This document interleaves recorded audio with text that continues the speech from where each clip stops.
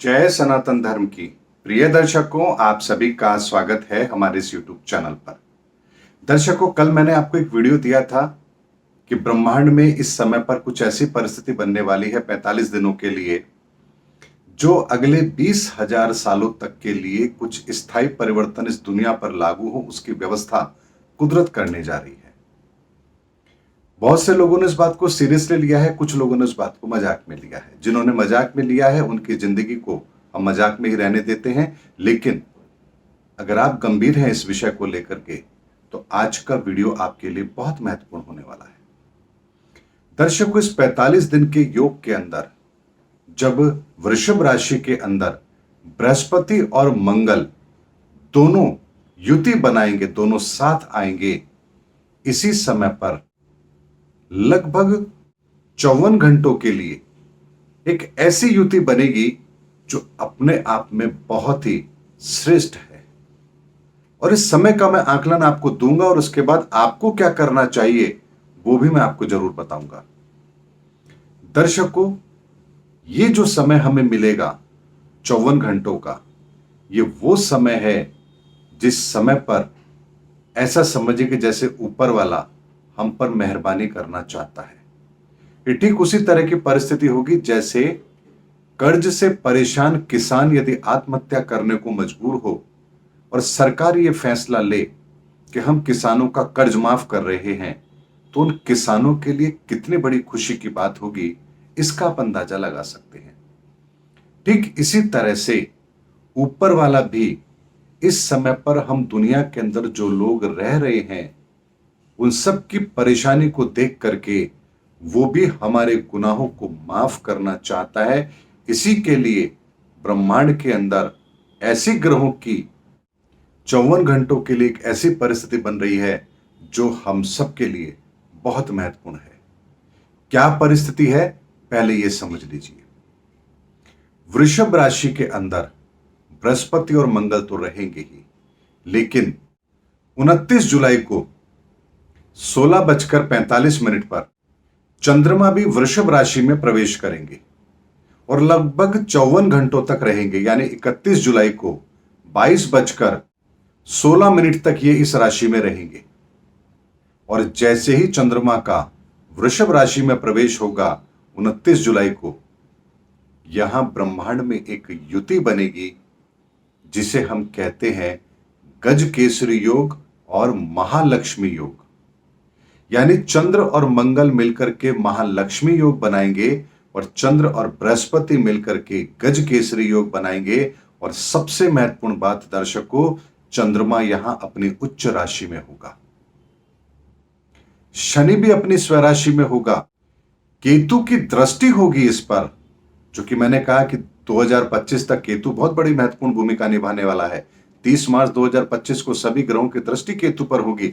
ऐसे में इस युति के अंदर भी केतु की दृष्टि इस युति पर है। मंगल स्वयं अपने ही घर को देख रहा है अपनी सप्तम दृष्टि से, और अपनी अष्टम दृष्टि से बृहस्पति के घर को देख रहा है।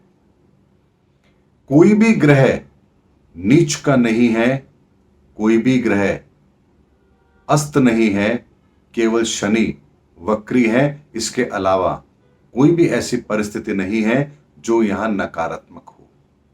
ये अपने आप में बहुत बड़ी महत्वपूर्ण बात यहां पर बनती है दर्शकों, क्योंकि ईश्वर जो करना चाहता है वो ग्रहों के माध्यम से, उसकी स्थिति के माध्यम से हमें यह बताता है कि वो अब इस धरती पर क्या करने वाले हैं।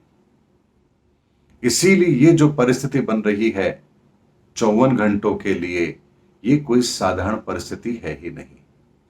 एक अंतिम मौका हमें दिया जा रहा है, हमें अपने गुनाहों की माफी मांगने के लिए, या यूं समझ लीजिए कि ऊपर वाला हमारे गुनाहों को माफ करना चाहता है। इसके लिए उसने एक अंतिम अवसर हमें दिया है।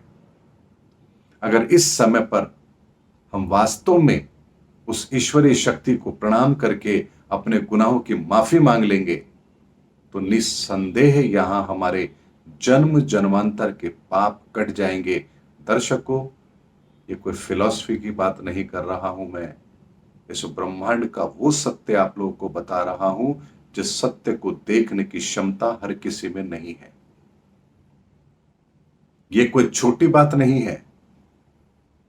न जाने कितने वर्षों के पश्चात, हजारों वर्षों के पश्चात एक ऐसा समय आया है जब इस विकराल परिस्थिति के अंदर हमें एक आशा की किरण इन ग्रहों ने दिखाई है। और ये कोई साधारण बात नहीं है। इसीलिए अगर आप लोग थोड़ा सा भी ज्योतिष को जानते हैं तो जरा समझिए गज केसरी योग क्या होता है और महालक्ष्मी योग क्या होता है। और दोनों एक साथ बन रहे हैं और चंद्रमा उच्च राशि में स्थित है। ये कोई साधारण बात नहीं है। इसीलिए इस महान परिस्थिति को आप अपने फायदे के लिए कैसे इस्तेमाल कर सकते हैं, यही आकलन मैं आप लोगों को अब आगे देने जा रहा हूं। अगर इस 54 घंटों के दौरान जो मैं आपसे कह रहा हूं, यदि आप उसको फॉलो कर रहे हैं तो इससे बेहतर आपके लिए कुछ हो नहीं सकता। न जाने आप अपने कितने जन्मों के कर्मों को काटने में सफल हो जाएंगे। इसीलिए दर्शकों, इस बात की गंभीरता को समझिए और अब आगे वीडियो को देखते जाइए। दर्शकों, यदि आपको आपका लग्न पता है तो ठीक है, नहीं पता है तो भी आप परेशान मत होइए। आपको नहीं पता आपकी राशि क्या है, आपका लग्न क्या है, तो भी मैं आपको समाधान दूंगा। और यदि आपको आपका लग्न पता है तो भी समाधान दूंगा। यदि आपको आपका लग्न नहीं पता है, केवल राशि पता है, तो भी मैं आपको समाधान दूंगा। दर्शकों, इस 54 घंटे के दौरान मैं स्वयं भी अज्ञात स्थान पर रहूंगा और किसी के संपर्क में नहीं रहूंगा। और जो मुझे ईश्वरीय साधना करनी है मैं वो जरूर करूंगा। लेकिन उस समय पर भी आप लोग भी इस समय का पूरा फायदा उठाएं। इसके लिए अब जरा ध्यान से समझिए कि आपको क्या करना है। दर्शकों, यदि आपका मेष लग्न है तो आपको क्या करना है। इस 2.25 दिन के अंदर, इन 54 घंटों के अंदर आपको अपने परिवार के साथ मिलकर के सामूहिक साधना जरूर करनी है।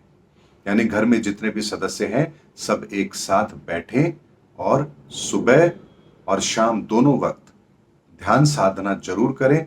चाहे आप 5 मिनट की ही करें, 10 मिनट की करें, 15 मिनट करें, आधा घंटा करें, ये आपके सामर्थ्य के ऊपर है, लेकिन आप करें जरूर। इस समय पर, इन 2.25 दिनों के अंदर आप अपने मुख से किसी भी तरह की अभद्र भाषा का प्रयोग नहीं करेंगे तथा कोशिश करें कि आपके मुख से जब भी कुछ आप कहें किसी को तो एक सम्मानजनक शब्द कहें आप।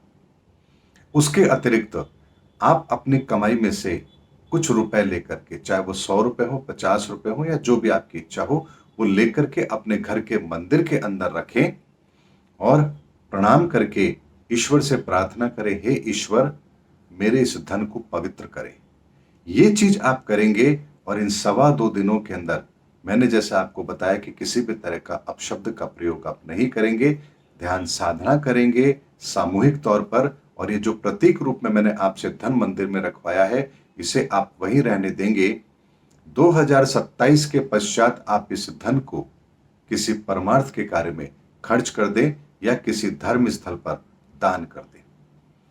दर्शकों, अगर आपका वृषभ लग्न है तो आप क्या करेंगे, इस बात की गंभीरता को समझिए। मानसिक परेशानी आपको परेशान कर रही है। ऐसे में आपको एक बात ध्यान रखनी है, किसी के प्रति आपको कोई गलत भावना रखनी ही नहीं है। मान लीजिए कि कोई आपको मारने आ रहा है जान से, तो भी आपका दृष्टिकोण उसके प्रति ऐसा होना चाहिए कि भैया आप मुझे मारने आए हो, मुझे हानि पहुंचाना चाहते हो, कोई बात नहीं, आप मुझे पहुंचा देना जो हानि पहुंचाना चाहते हो, लेकिन आप दूर से चल के आए, थके होंगे, आप बैठिए, मैं आपके लिए ठंडा पानी लेकर आता हूं, आप आराम से विश्राम कीजिए, थोड़ा रुक जाइए, तसल्ली रखिए, आराम कर लीजिए, उसके बाद आपको जो करना है आप कर लीजिए। ऐसी भावना अपने दुश्मन के प्रति भी आपके अंदर होनी चाहिए इन 2.25 दिनों के अंदर। दर्शकों, गंभीरता को समझिए। वृषभ लग्न के अंदर जब मैं बात कर रहा हूं तो यहां आपके कई जन्मों के अंदर आपने ऐसे जो कर्म किए हैं जिसकी वजह से आपको समाज से वो सम्मान नहीं मिल रहा जिसके आप अधिकारी हैं, और दांपत्य जीवन भी हमारा यहाँ खराब है, संतान को लेकर के भी हम परेशान हैं। इस सारी की सारी परेशानी जो वृषभ लग्न के साथ जन्म जन्मांतर के साथ जुड़ी हुई है, इस कॉम्बिनेशन के आधार पर बता रहा हूं दर्शकों, आपके वो सारे पाप यहां पर माफ हो जाएं, वो गुनाह माफ हो जाएं, इसकी व्यवस्था परमात्मा ने की है। हर लग्न के व्यक्ति के साथ उसके पिछले जन्मों के जो कर्म जुड़े हैं, यहां ये भी डिकोड होते हैं। इसीलिए उन कर्मों से आपको कैसे माफी मिले, आप क्या करें, यही मैं आपको बता रहा हूं।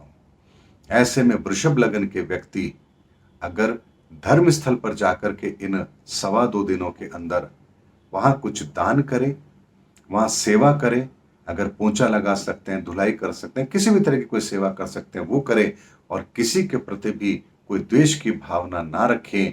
ये कार्य आपको इन 2.25 दिनों में करना है। फिर देखिए आपके कितने गुनाह माफ होते हैं। अगर आपका मिथुन लग्न है तो आप क्या करेंगे? दर्शकों, अगर आपका मिथुन लग्न है तो आपको 5 पेड़ अवश्य लगाने हैं। पंचवटी का कॉन्सेप्ट आपने सुना होगा, भगवान राम के साथ भी जुड़ा हुआ है। पंचवटी में भगवान राम रुके थे। पंचवटी का मतलब ही ये होता है कि 5 तरह के पौधे यहां पर लगते हैं। आप मिथुन लगन के व्यक्ति हैं और आपके 12वें भाव में युति बनती है, तो इस धरती का बहुत बड़ा कर्ज आपके ऊपर है। ऐसे में 5 पेड़ आप लगाएंगे। एक नीम का लगाएंगे, एक पीपल का लगाएंगे, एक बरगद का लगाएंगे, एक अशोक का लगाएंगे और एक आम का पौधा आप लगाएंगे।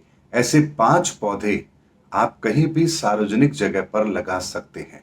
किसी पार्क में लगा सकते हैं, कहीं दूर इलाके में आप लगा सकते हैं जहां वो पौधे पनप सकें। ऐसी व्यवस्था वहां हो कि वहां उसको पानी वगैरह मिल सके, ऐसी व्यवस्था वहां हो तो आप इस जगह पर ये 5 पौधे लगाएं। आपके जन्म जन्मांतर के जो पाप हैं वो यहां समाप्त हो जाएंगे इस एक कर्म से। उसके अलावा दर्शकों, यदि आपका कर्क लगन है तो आप क्या करेंगे? कर्क लगन है तो ये युति आपकी कुंडली के 11वें भाव में बन रही है और ये तीनों के तीनों ग्रह आपके अच्छे हैं। ऐसे में इन 54 घंटों के अंदर, इन 2.25 दिन के अंदर आप जो परमार्थ की भावना रख करके कार्य कर सकते हैं, आपको वो करना है। आपका दिल करता है किसी गरीब को भोजन कराना है, आप कर सकते हैं। आपका दिल करता है किसी धार्मिक स्थल पर जाकर के कोई सत्संग सुनना है, कोई भजन करना है या कहीं दर्शन करने जाने हैं, आप कीजिए। यानी इन 2.25 दिनों के अंदर आपका हर कर्म परमार्थ के लिए होना चाहिए। यानी आपके मन में यह स्वार्थ नहीं होना चाहिए कि मुझे ये चाहिए, बल्कि आप ये सोचेंगे कि मुझे ये करना है, दुनिया के लिए करना है, मैं वो करूं जिससे दुनिया को फायदा हो। ऐसा भाव रख करके यदि आप इन 2.25 दिनों में कर्म करेंगे और हनुमान जी की आराधना आप नियमित करेंगे, यानी सुबह शाम हनुमान चालीसा का भी आप पाठ करें, मात्र यही कर्म आपको जीवन के अंदर आपके पिछले सभी पापों से आपको मुक्ति दिला देगा। दर्शकों, यदि आपका सिंह लग्न है तो आपको क्या करना है?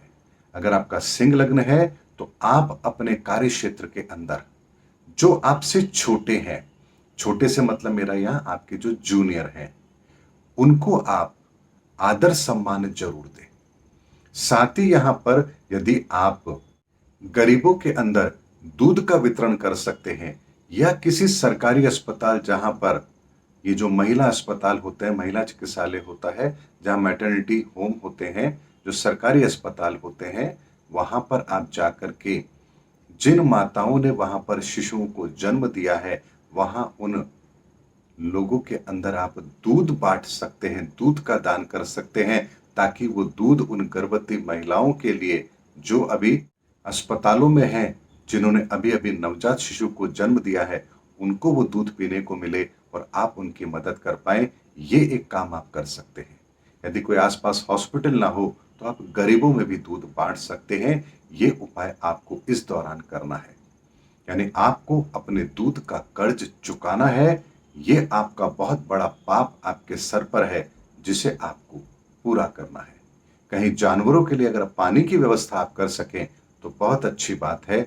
चूंकि इस समय तो बरसात का मौसम है, तो पानी सहजता से उपलब्ध हो भी जाएगा। लेकिन अगर आपको लगता है कि कहीं ऐसी जगह है जहां पानी उपलब्ध नहीं है और जानवर प्यासे रहते हैं, तो वहां पर आप पानी की व्यवस्था कर सकते हैं। अगर आपका कन्या लग्न है, अगर आपका कन्या लग्न है तो आप क्या करेंगे, ध्यान से समझिए। कन्या लग्न वाले अपने पिता से अगर कोई भी मनमुटाव है तो आप इन 2.25 दिनों के अंदर उनसे माफी मांग करके, अपने गुनाहों की माफी मांग करके उनसे क्षमा याचना करेंगे। चाहे आपके कितने ही वर्षों पुराने उनसे संबंध खराब हो, लेकिन आप ये जरूर कहेंगे कि मैं अपनी गलती की माफी मांगता हूं और मुझे आप क्षमा कर दीजिए। इतनी मेरी आपसे प्रार्थना है, विनम्र आपसे अनुरोध है। ये कार्य आप इन 2.25 दिनों के अंदर कन्या लग्न वाले करेंगे और साथ ही छोटी जो बच्चियां होती हैं, जो 12 साल से कम उम्र की होती है, ऐसे किसी भी सरकारी स्कूल में जाकर के जहां बच्चियां पढ़ती हैं, वहां उन्हें कुछ लिखने पढ़ने का सामान, पेंसिल होता है, पेन होता है, रबड़ हो गया या स्लेट हो गई, कॉपी हो गई, किसी भी तरह का कोई उनको पढ़ने में सहायक कोई चीज होती है, वो आप उनको गिफ्ट कर दें। ये काम आप कन्या लग्न वाले व्यक्ति अवश्य करेंगे। आपके भाग्य के अंदर जितने भी अवरोध आपके पिछले कर्मों के कारण से है, यहां वो सब कर्म समाप्त होकर के आपका भाग्य उदय हो, ये व्यवस्था आपके लिए बनेगी। तुला लग्न यदि आपका है तो आप क्या करेंगे? आप इन 2.25 दिनों के अंदर किसी भी सरकारी अस्पताल में जाकर, जहां इमरजेंसी है, जहां लोग आते हैं दुर्घटना से घायल होकर के, उनके पास कोई नहीं है, ऐसे लोगों की आप मदद कर दें। शहर में कोई एम्बुलेंस है, अगर आप वहां कुछ सेवा दे सकते हैं, कुछ दवाइयां दे सकते हैं, या अस्पताल के अंदर जाकर के कोई लावारिस है जो भर्ती है, उसकी कोई मदद करने वाला नहीं है, वहां जाकर के यदि आप उसको दवाइयां दिलवा कर या कुछ खाने पीने की चीज उसके पास रख दें या कुछ धन देकर के उसकी व्यवस्था कर दें, उसके आप मदद कर दें, ऐसा अगर आप करेंगे तो आप अपने जन्म जन्मांतर के कर्मों से, जो पाप कर्म है, उनसे मुक्त जरूर हो जाएंगे। तुला लग्न वालों को ये अवश्य करना है, यानी किसी दीन असहाय की हमें मदद जरूर करनी है। वृश्चिक लग्न वाले यदि आप हैं तो आपको क्या करना है? वृश्चिक लग्न वालों के लिए एक बात मैं आपको बताता हूं, यहां जितने भी हमारे पारिवारिक मतभेद हैं या हमारे व्यापार के अंदर मतभेद हैं, उनके साथ बैठ करके सहजता के साथ बिल्कुल न्यूट्रल भाव रख करके उन विवादों को सुलझाने का आपको प्रयास करना है। साथ ही आप अपने जो साथी होते हैं, जो आपके साथ काम करते हैं, जिनका बहुत बड़ा समर्थन आपको मिला हुआ होता है या जो आपके जीवन में बहुत महत्वपूर्ण भूमिका रखते हैं, आप ऐसे लोगों को खाने पर बुला करके उनका आदर सत्कार करें, या अगर ये संभव नहीं है तो उनको कुछ उपहार इस समय पर अवश्य दें। ये कार्य आपको वृश्चिक लग्न वालों को यहां पर जरूर करना है, यानी अपने आसपास के जो लोग हैं उनको कुछ उपहार या उन्हें भोजन पर बुलाकर उनका आतिथ्य सत्कार आप करें, ये आपको जरूर करना है। उसके अतिरिक्त दर्शकों, यदि आपका धनु लग्न है तो आप क्या करेंगे? अगर आपका धनु लग्न है तो आप, यदि किसी का कर्जा आपके ऊपर है, आपको पैसे लौटाने हैं और आप बहुत समय से पैसा नहीं लौटा पा रहे हैं, तो इस समय पर आपको चाहे 100, 200, 500 जो भी आपके पास व्यवस्था है, बेशक आपको उसके 10 लाख रुपए देने हैं, लेकिन अगर आपके पास 1000 रुपए भी हैं तो इस दौरान आप उसको 1000 रुपए भी लौटाइए। आप ये कहिए कि मैं एक अच्छी शुरुआत करना चाहता हूं अपने कर्ज से मुक्त होने की, और मेरी ये छोटी सी विनती आप स्वीकार करें। बड़ी विनम्रता के साथ आप उनको पैसे लौटा दें। ऐसा करने पर आपको आपके जन्म जन्मांतर की जो दुश्मनियां आप पाले बैठे हैं अपने कर्मों के आधार पर, उनसे आपको मुक्ति मिलेगी। किसी की असहाय की आप मदद भी करें, और यदि कोई ऐसा जरूरतमंद दिख रहा है जो बहुत परेशान है और आप 150 रुपए से उसकी कोई मदद कर सकते हैं, तो यहां आपको मदद अवश्य करनी चाहिए। ये आप अवश्य करेंगे धनु लग्न वाले। अगर आपका मकर लग्न है तो आप क्या करेंगे? मकर लग्न वाले व्यक्ति कहीं पर भी शिक्षा के क्षेत्र में, किसी सरकारी स्कूल में या कहीं पर भी जाकर उनको शिक्षा के अंदर सहायक कोई भी चीज है, मान लीजिए बुक्स हैं या कॉपी हैं, आप उनको वो सामान दे सकते हैं। ध्यान रखिए, यहां पर आप किसी कॉलेज में भी जाके कर सकते हैं, किसी हाई स्कूल में भी कर सकते हैं, प्राइमरी स्कूल में भी कर सकते हैं। यहाँ ये रिस्ट्रिक्शंस आपके ऊपर नहीं है कि आपको कन्याओं को ही करना है या स्कूल में ही करना है या कॉलेज में भी करना है। आप कहीं पर भी किसी की मदद कर सकते हैं, शिक्षा के क्षेत्र में आप अपना योगदान दे सकते हैं। और साथ ही इस समय पर आप अपने संतान को भी कुछ उपहार अवश्य दें। तथा संतान से यदि कोई वैचारिक मतभेद है आपका, तो दिल से अपनी संतान को माफ कर दीजिए और अपने इस कर्ज को हमेशा के लिए उतार दीजिए, क्योंकि एक बहुत बड़ा कर्ज आपके ऊपर अवश्य है। इस उपाय से आप अपने उस कर्ज से मुक्त अवश्य हो जाएंगे। यदि आपका कुंभ लग्न है, तो ये युति आपकी कुंडली के अंदर चतुर्थ भाव में बन रही है। ऐसे में आपको अपने माता के साथ अच्छे संबंध रखने हैं। माता को कोई भी चीज उपहार में दीजिए। साथ ही आप अपने घर के अंदर किसी भी तरह की ऐसी पुरानी चीज है जो बहुत समय से आपके यहां पड़ी है, काम नहीं आती है, आपने उसको ऐसे ही रखा है, तो ऐसी किसी चीज को भी आप यदि ये समझते हैं कि ये चीज मेरे काम तो नहीं आ रही बरसों से, लेकिन किसी और के काम आ सकती है, तो ऐसी चीजों को अपने घर से निकाल करके ऐसे व्यक्तियों को दे दें जो उसका उपयोग कर सके, क्योंकि वो आपके लिए उपयोगी नहीं है, आप बरसों से उसका उपयोग नहीं कर रहे हैं। ये काम आपको जरूर करना है। अगर माता नहीं है, तो माता की उम्र के समान किसी भी महिला के चरण स्पर्श करके उनको इस समय पर कुछ उपहार अवश्य दें। ये काम आपको अवश्य करना है। साथ ही यदि आप कोई नया सामान खरीदना चाहते हैं, तो भी आप इस समय पर इस समय का उपयोग अपने लिए कर सकते हैं। यानी कोई गाड़ी खरीदना चाहते हैं, कोई मकान खरीदना चाहते हैं, तो आप ये काम कर सकते हैं। और एक चीज का और ध्यान रखिएगा दर्शकों, अगर आपकी कुंभ लगन की कुंडली है और चतुर्थ भाव में युति बन रही है, तो आपको इन 2.25 दिनों के अंदर आप जब भी भोजन करें, कोशिश करें कि जमीन पर कुछ बिछा करके बैठें और फिर उसके बाद एक चौकी लगा करके, कुछ ऊंचाई पर एक चौकी आती है वो लगाकर उस पर भोजन करें।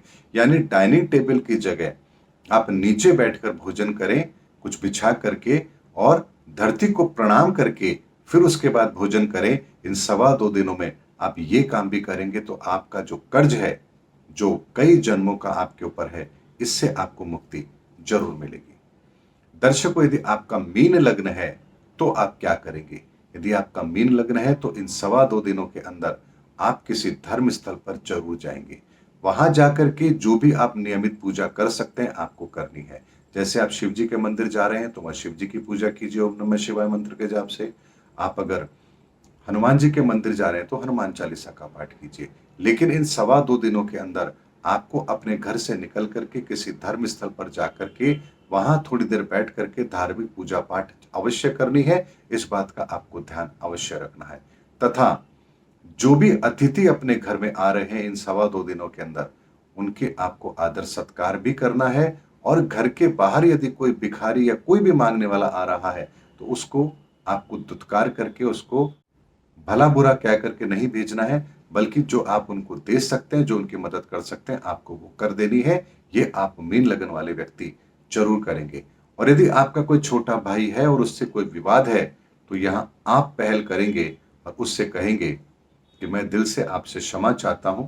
मेरा उद्देश्य आपको चोट पहुंचाना नहीं था, आपके हृदय को ठेस पहुंचाना नहीं था। अगर आपके हृदय को ठेस पहुंचे तो मैं अपने इस कार्य के लिए आपसे क्षमा चाहता हूं। मैं चाहता हूं कि आप मुझे दिल से माफ कर दे। ये बड़ा दिल रख करके आपको अपने छोटे भाई से माफी अवश्य मांगनी है। अब दर्शकों, यदि आपको लग्न पता था तो मैंने आपको यह समाधान बता दिया। लेकिन यदि आपको लग्न नहीं पता है तो आप क्या करेंगे? यानी आपको सिर्फ आपकी राशि पता है, लग्न नहीं पता, या आपको कुछ भी नहीं पता, तो बाकी सब लोग क्या करेंगे ये बड़े ध्यान से समझिए। इन 2.25 दिन के अंदर आप सुबह जल्दी उठेंगे। यानी कि नॉर्मली अगर आप 8 बजे उठते हैं, 7 बजे उठते हैं, तो आपको कोशिश करनी है कि आप 6 बजे से पहले पहले अवश्य उठेंगे। उठने के बाद आप नंगे पांव किसी गार्डन के अंदर, किसी ऐसी जगह पर जहां पैदल घूम सकते हैं, आपको 10 से 15 मिनट वहां वॉक भी करनी है। उसके बाद अपने घर में आकर स्नान करके उसके बाद 15 से 20 मिनट के लिए आपको ध्यान मुद्रा में बैठना है। ध्यान मुद्रा में कैसे बैठा जाता है, इसके लिए मैंने एक वीडियो बनाया हुआ है। उस वीडियो को आप देख लें कि ध्यान में कैसे बैठा जाता है। और ध्यान में बैठने के बाद 15-20 मिनट का ध्यान करने के बाद फिर आप जब घर से निकलेंगे, तो अपने घर के मंदिर के अंदर या जो भी आपका धर्म स्थल है, जिस भी चीज को आप मानते हैं, जिस भी धर्म से आप जुड़े हैं, वहां अपने उस पूजा स्थल पर हाथ जोड़कर प्रणाम करके ईश्वर से प्रार्थना करेंगे, हे ईश्वर, मैं अपने कर्म को करने जा रहा हूं। कृपया मेरे इन कर्मों को सही मार्ग की ओर लेकर जाए, मुझे सही कर्म करने के लिए प्रेरित करें। ऐसी प्रार्थना करके आप घर से निकलेंगे और इस दौरान आप कोशिश करेंगे कि जो आप बेहतर कर सकते हैं दुनिया के लिए, अपने ऑफिस के लिए, अपने व्यापार के लिए, अपने लोगों के लिए, वहां आप उन चीजों को बेहतर करने का प्रयास करेंगे। शाम को जब आप लौट कर आएंगे तो बाजार से कुछ फल अवश्य अपने घर में लेकर जाएंगे। घर पर आने के पश्चात आप पुनः हाथ धो करके अपने शूज वगैरह उतारें, उनको उतारने के बाद हाथ धोकर अपने घर के मंदिर में जाएंगे और वहां जाकर के हाथ जोड़ के ईश्वर से प्रार्थना करेंगे, हे ईश्वर, आज का कर्म मैंने बड़ी ईमानदारी से किया है और अगर मुझसे कोई जाने अनजाने गलती हुई है तो उसे क्षमा करें और मेरे इस कर्मों का फल मुझे, श्रेष्ठ फल मुझे प्रदान करें। ऐसी मैं आपसे प्रार्थना करता हूं। उसके पश्चात आप अपनी जेब से जो भी 10, 5, 20 रुपए आपने आज दिन भर में कमाए हैं, बेशक आप जॉब में हैं तो आपको सैलरी बाद में मिलेगी, लेकिन आपको ये तो पता है कि आज आपने कुछ कमाया तो है, आज की सैलरी तो आपको मिलेगी। तो ऐसे में जेब से कुछ भी 10, 20, 25, 50 रुपए जो भी आपके पास है, जो भी आप श्रद्धा से रखना चाहें, वो अपने घर के मंदिर में रखें। हाथ जोड़ के ईश्वर से प्रार्थना करें कि आज मैं आपके सामने अपने जीवन की कमाई का एक छोटा सा अंश आपके सामने रखता हूं। कृपया इस धन को पवित्र करें और इससे मेरे जीवन में बरकत हो, ऐसी आप कृपा करें। उसके पश्चात आप भोजन वगैरह करें और परिवार के साथ एक सौहार्दपूर्ण तरीके से अपने दिन को व्यतीत करें। रात को सोने से पहले 10 मिनट, लगभग 10 या 15 मिनट, 5 मिनट, जो भी आपका दिल करे, आप ध्यान में जरूर बैठेंगे और सोने से पहले जो 10-15 मिनट का ध्यान है, ये आपके पूरी रात के उस कर्म को भी ध्यान में कन्वर्ट करेगा और ये बहुत बड़ी उपलब्धि होगी आपके लिए। इसी तरह से आप अगले दिन का भी यही क्रम करेंगे और 54 घंटों का ये जो समय है, जो 29 जुलाई से लेकर के 31 जुलाई तक है, इसमें आप इन चीजों को फॉलो करेंगे। घर में यदि आपके बुजुर्ग माता पिता हैं, आपसे बड़े कोई भी आपके घर में है, तो आप उनके सुबह उठ के चरण स्पर्श जरूर करेंगे और यही बात आप अपने बच्चों को भी समझाएंगे कि सुबह उठने के पश्चात अपने घर के अंदर जो बड़े होते हैं, उनके हमें चरण स्पर्श अवश्य करने चाहिए। और दर्शकों, इस समय पर एक बात मैं आपसे और कहूंगा, इस पर्टिकुलर 2.25 दिन अगर आप अपनी इंद्रियों पर कंट्रोल कर सकते हैं और किसी भी तरह के संभोग से अपने आप को दूर रखें, तो इससे अति उत्तम और कुछ हो नहीं सकता। दर्शकों, ये जो समय है 2.25 दिन का, ये बहुत पवित्र समय है। इस समय श्रेष्ठ ऊर्जाएं आपके आसपास होंगी। ऐसे में यदि आप अपने आप को भोग संभोग के अंदर और इस तरह के विचारों में लेकर जाएंगे, तो आप अपनी गति को बहुत अच्छा नहीं कर पाएंगे। ये आपके इस कार्य में बाधा बनेगी। इसलिए इन 2.25 दिनों के अंदर ब्रह्मचर्य का पालन करें, तो आपको इन कर्मों का और भी श्रेष्ठ फल प्राप्त होगा। दर्शकों, आज के इस वीडियो के अंदर जो बातें मैंने आपको कही है, यकीन मानिए इस धरती पर इससे पहले ऐसी कोई परिस्थिति नहीं बनी जब इस तरह का कोई कर्म करके हम अपने कर्मों को माफ करवाने की उस स्थिति में आ जाए। ये पहली बार हो रहा है। इसीलिए ये समय बहुत श्रेष्ठ है और इसका फायदा आपको अवश्य उठाना चाहिए। और दर्शकों, एक बात का खुलासा मैं यहां और करना चाहता हूं, एक रहस्य उद्घाटन में करना चाहता हूं। ये जो बातें मैंने आपको बताई हैं, ये इसलिए भी आवश्यक है क्योंकि ज्योतिष को श्राप मुक्त करना है। इस ज्योतिष का लाभ जन जन तक पहुंचे, इसका निस्वार्थ प्रयास ज्योतिषाचार्य को करना चाहिए, जो बदकिस्मती हमारी है कि वो लोग नहीं करते हैं। इसीलिए इस पर्टिकुलर समय पर, क्योंकि ज्योतिषाचार्य ऐसे हैं जो ग्रहों की गणना को जानते हैं, और अगर ऐसे ग्रहों की स्थिति बन रही हो और हम समाज को, दुनिया को प्रेरित ना करें उन कर्मों को करने के लिए जिसमें उनका कल्याण हो, तो फिर ज्योतिष को जो मां पार्वती ने श्राप दिया है, वो श्राप मुक्त हो कैसे सकती है। इसीलिए ये मेरा दायित्व है। और आप देखिए, हर एस्ट्रोलॉजर इस परिस्थिति को जानता है, लेकिन किसी ने भी इस और ध्यान नहीं दिया कि इन 2.25 दिनों के अंदर क्या हो सकता है और क्या हम कर सकते हैं। इसीलिए इस वीडियो के अंदर से अगर कोई भी बात आपको अच्छी लग रही है, तो भी आप कॉपी पेस्ट करके वीडियोस बनाइए, लोगों को सर्कुलेट कीजिए।